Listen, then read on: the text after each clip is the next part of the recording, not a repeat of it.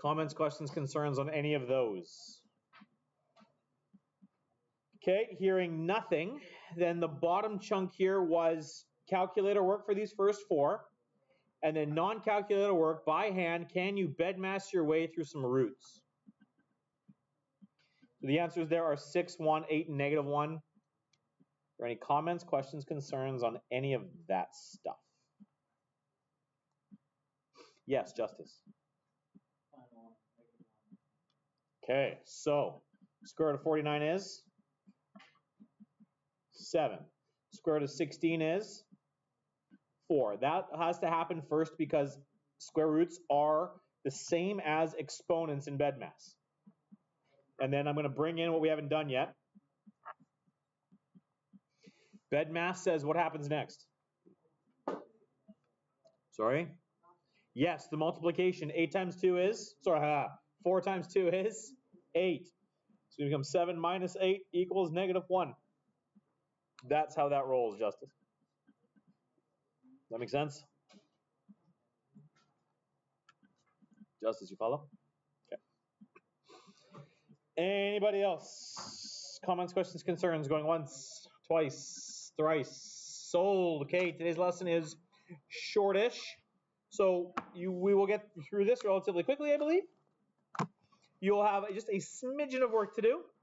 And then I will give you the remainder of class time to work through your quiz corrections from your exponents quiz. Because you guys are going to be writing me an exponents test next week, almost certainly Tuesday. What did I say?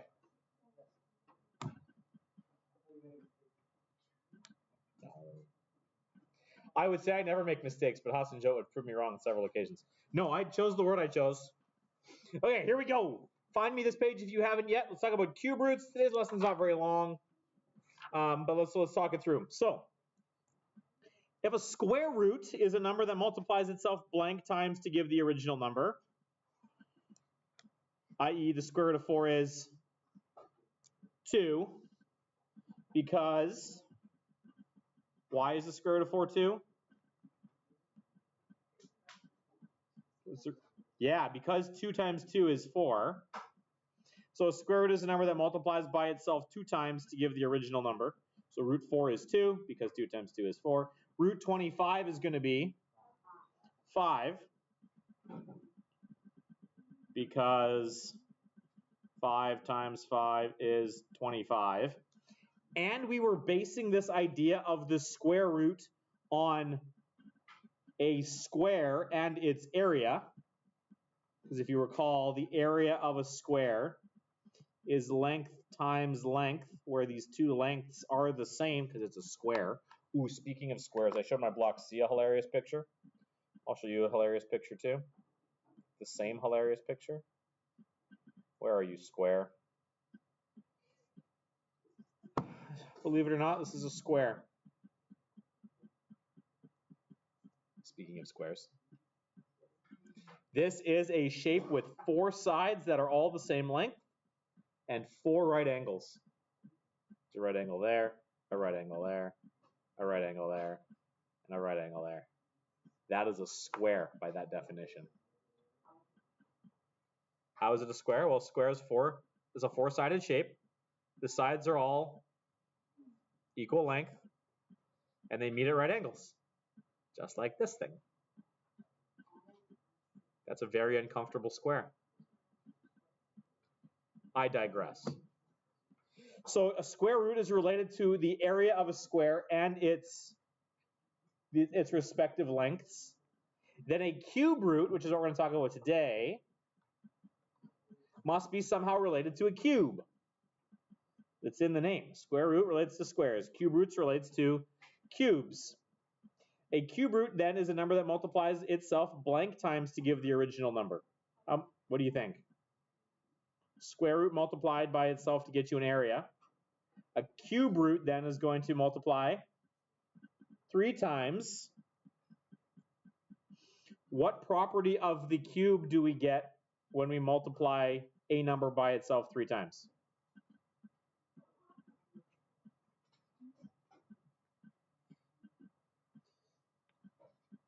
So the cube root is still going to be one of these lengths. What do we get if we multiply a length by a length by a length on a cube? Specifically this length, maybe. By this length, maybe. By that length. This is middle school. What did you do? What happens if you multiply 3 lengths together on a cube? They can turn around. German, do you know? Do you know the answer to my question? Exactly. Question was, what happens when you multiply a length by a length by a length on a cube? What do you get? What are you calculating? Sean, what about the cube? Like, a cube is like one of the length cube. Yeah, it's the same length everywhere. That's what makes a cube a cube. What do you get if you multiply these 3 numbers together? Justice. You get volume. There it is. Volume is equal to a length times the length times the length. Gets you the volume of the cube. So it gets you the area on when the squares and square roots are lengths and areas. Cubes and cube roots are volumes and side lengths. The root is always a side length. Cubing gives you a volume, squaring gives you an area. So the cube root of 8 has to be, I need a number multiplied by itself 3 times to give me 8. Awesome joke. I heard it a couple times. Scarlett said it too, I think. It's 2 because 2 times 2 times 2 is 8. And the cube root of 64 sounds like it would be, if you had to guess, well, 8 times 8 is 64, so that's the square root of 64 is 8. What about the cube root? I need a number that multiplies by itself 3 times to give me 64. Yeah? 4. Because 4 times 4 times 4 is 64.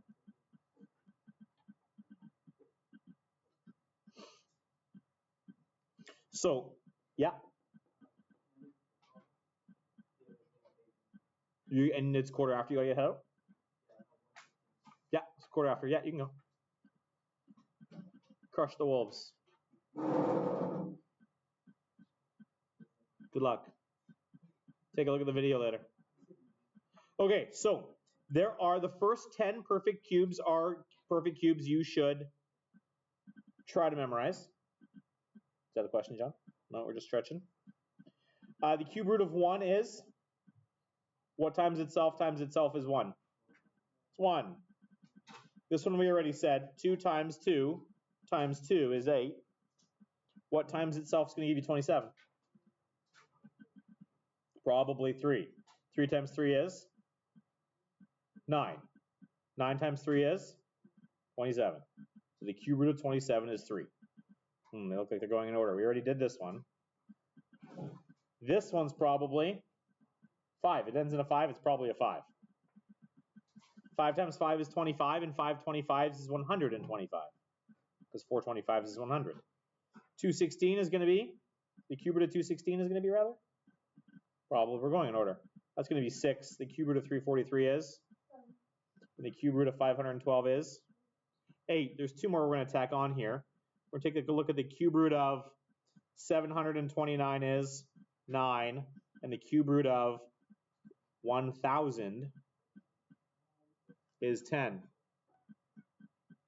Now, the perfect squares I was able to give you on your multiplication table, and they say, yeah, it's easy. It's the diagonals. Those are your perfect squares. To give you your perfect cubes, we wouldn't need a multiplication table. We'd need a multiplication cube, and it would be this. The perfect cubes would be that diagonal from this close corner to that far back corner.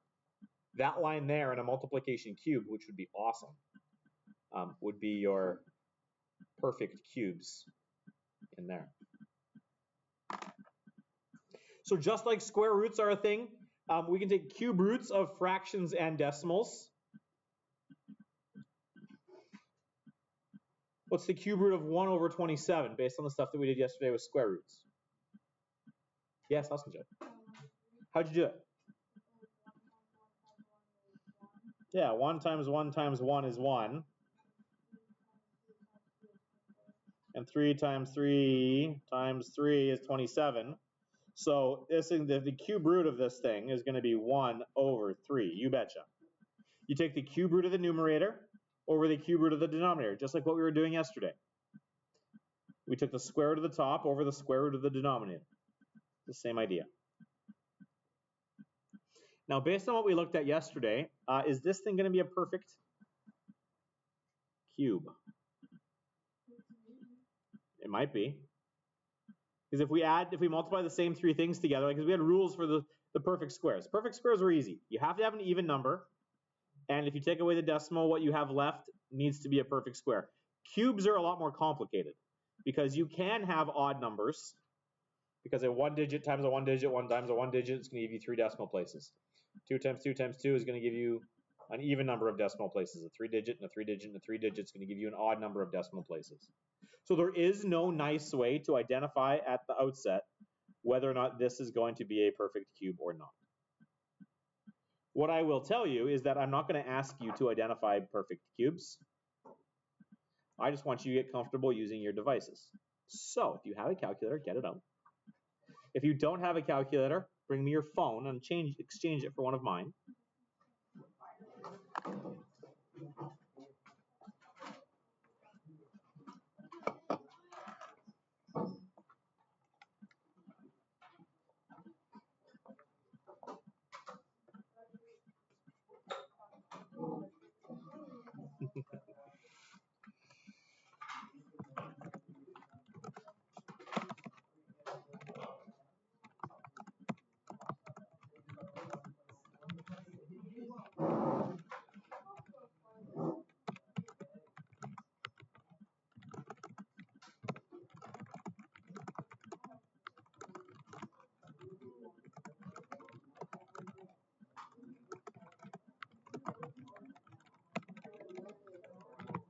Okay, so depending on what calculator you just grabbed, there's a few different ways to approach this. I'll start with the Casios. The square on the Casio, if you grab a Casio, the square roots had their own button. They were this guy right here. If you look right above the square root button on the Casio, you'll see that symbol there. That is what a cube root looks like. It's got a 3 there inside the kind of the crack on the root sign. And to access it, we're going to push the shift button, and then we're going to push the button beneath that symbol. So I'm going to push shift, and I'm going to push root, and it gives me a cube root. I want to take the cube root of 1.125. Boom. That is clearly not a perfect square based on that ugly mess there. Now, there are other ways to do this too. Your calculator might not have a cube root button. If it doesn't have a cube root button, it might have a button that looks like this. That box there and that box on the inside looks like this when you use it. I push that button. It gives me an X there. And what this means is this is the X root of whatever I put inside here. So if I want to do the cube root of something and your calculator has that symbol, lots of these calculators will, you need to go back to the beginning and tell it what kind of root to use. So because I want the cube root of 125, I'm going to put a 3 out front there. And that'll give me the same, not 125. It was 1.125. And it gives me the same value I had before. The TIs work exactly the same way. I push second. I push that X root right there. Oh, no, don't want that. Except on the TIs, you actually have to tell it what kind of root you want to do first. So if I want the cube root, I have to put a 3 there. Then I want to push shift, that button. The notation is the same as on the Casio, 1.125, and I get the same value I did before. Okay, so there are a few ways to look at this. The Sharp uses this same notation, I believe, the X root notation. It doesn't have a cube root button, I don't believe. Are there any of you who can't figure it out on the calculator you have in front of them? We're all good? Okay. So this was, this value was 1.040041912 dot dot dot, not a perfect square.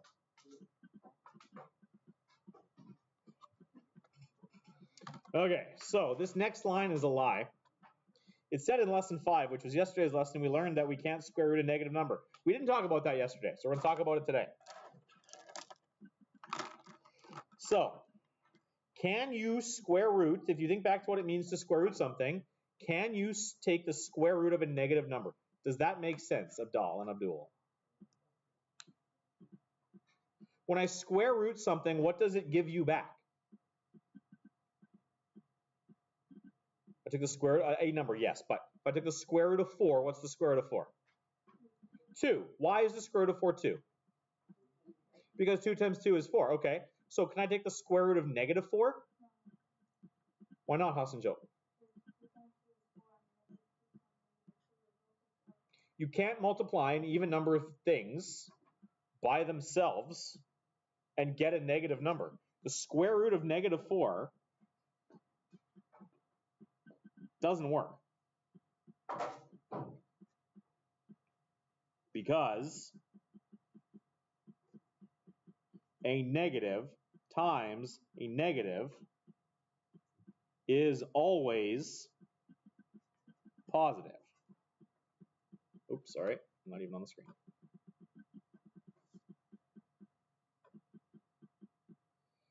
Just for fun, punch into your calculator. What does your calculator tell you if you take the square root of negative 4? What does it do?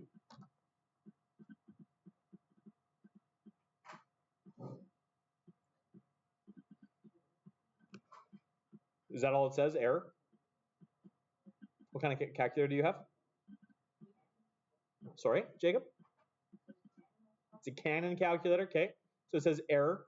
Zara, what does yours say? Sorry? There's no other words on the screen there? Square root, negative 4. It should say domain error. So one says, the canons just say error. This one says domain error. This one says, they'll say something slightly different, math error. Does anyone's calculator say anything else? There was one student in my other class, and his calculator gave him a different result. Hands up if you have one of my gray Casio calculators. Lola's got a gray Casio? Okay. Lola, can you do the following steps on your calculator, please? Can you push mode on your calculator? It'll bring up a menu. What does your menu say?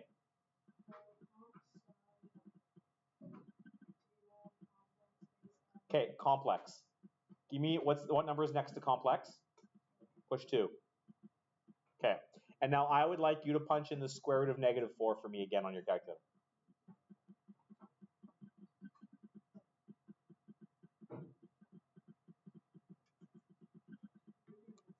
It does give you an answer. What does it say on your screen? That doesn't. The square root of negative 4? Try it again. Should give you something else.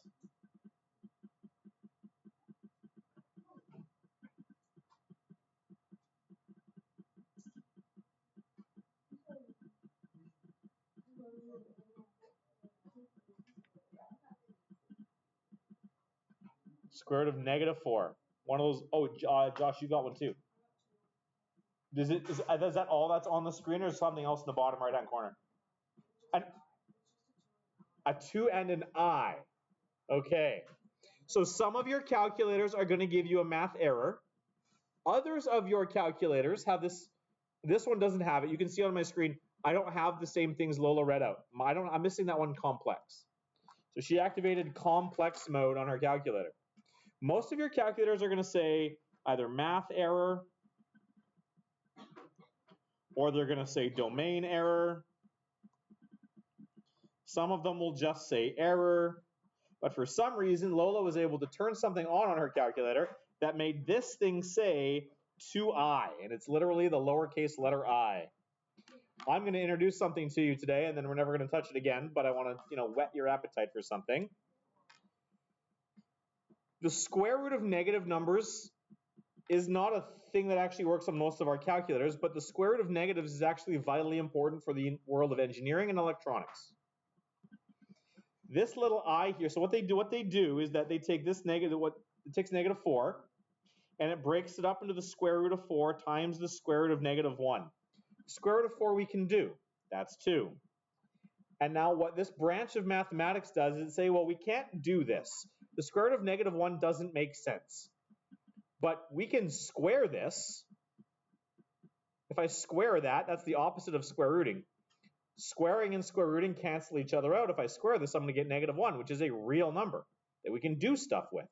So maybe we can just give the square root of negative 1 a name, let it hang out, and then periodically we'll use it to do something.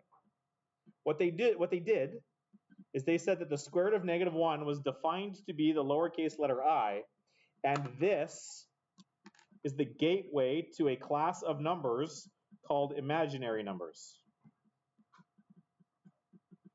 also called complex numbers.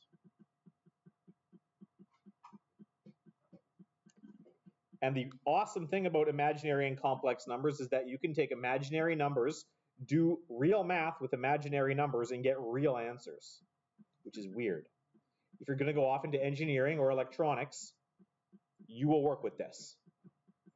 If you don't, then you never will see it again, and that's totally okay. I just wanted you to be aware that there are calculators out there circulating amongst you that might give you this as a result. I wanted you to see why that is the way it is. So the imaginary numbers, they're really a thing. But normally, the vast majority of your guys' tools are going to say, okay, this is math error, it's a domain error, maybe it's just an error. But what happens if you put the cube root of something like negative 8 into your calculator? Don't do it, but what do you think it's going to do? Square rooting doesn't work because I can't multiply something by itself twice and get a negative. But can I multiply 3 things by itself and get a negative? Yeah. The cube root rather of negative 8 is going to be negative 2, because negative 2 times negative 2 times negative 2 is negative 8. So I'm allowed to multiply an even number of negative things, an odd number of negative things to get a negative value. Any kind of odd root, third root, fifth root, seventh root, works for positives or for negatives. Any even root, so square roots, fourth roots, sixth roots, won't work because you can't multiply an even number of things together and get a negative value. But you can multiply an odd number of things together. So odd roots are allowed. I'm going to make a note of that in here.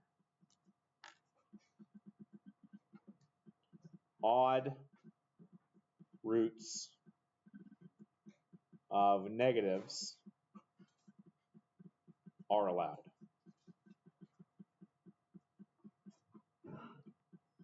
Even roots of negatives are not.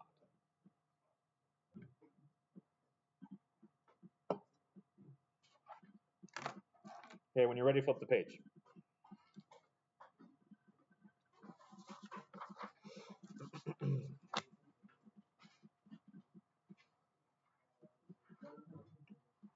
So I got you guys to use your calculators already. I want you to crank these out for me. I want to make sure all of you can get all of these.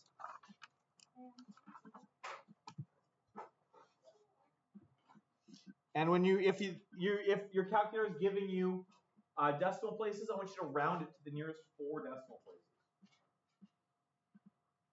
Round that thing, if you got it. I want to make sure that all of you are comfortable with the tools that you got available to you.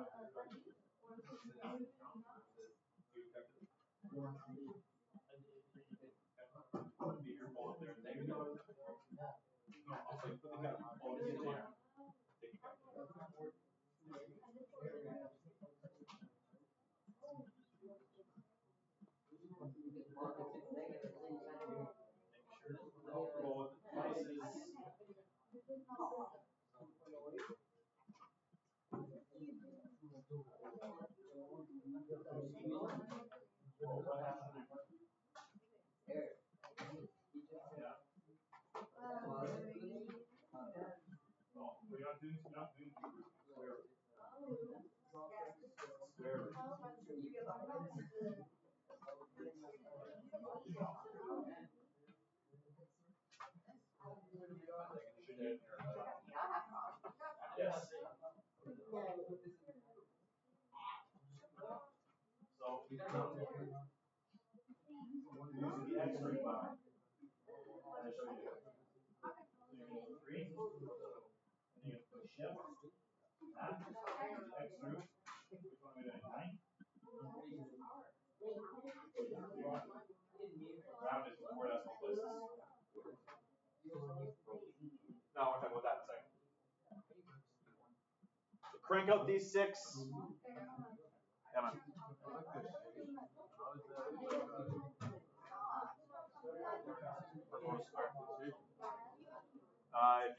How do you define a square? Yeah, that's what I'm trying to ask. How do you define? If the definition of a square is 4 sides that are all equal length and they meet at right angles, that's a square. Like what angles? So is it the outer? The sides. Doesn't matter what angles. The sides of the angles. The sides meet at 90-degree angles. That image does that. That shape does that. There's one more piece to the definition that I left off to make it work. The sides need to be parallel to each other, and that thing's not. So it's not technically a square. But can't you just, if all the angles are 90 degrees, yeah, then the outer angle should be 90 degrees too, right? No, the outer angles are 270. Wait, what? The outer angles are 270 degrees.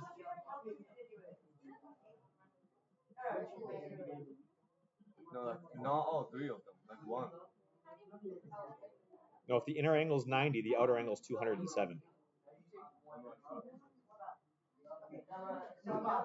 Okay, these are the values you guys are looking to get. All of you should be able to use your calculator to get all of those values, and I want you to round to 4 decimal places.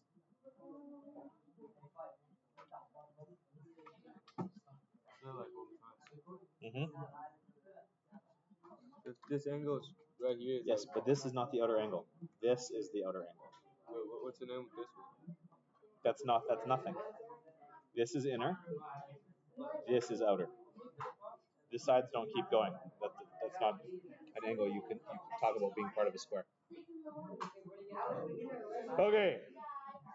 I got one more thing I got to do, man. Okay, take a look at this, guys. I want to go bring it back to real shapes. So I want to draw.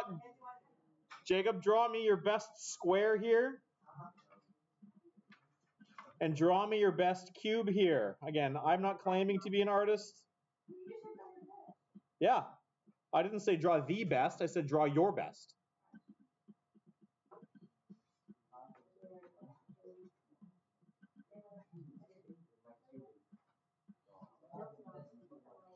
Do your best rendition of a cube. Obviously, some of us are going to be better at this than others. The artists in the room should have no problem. My square is terrible.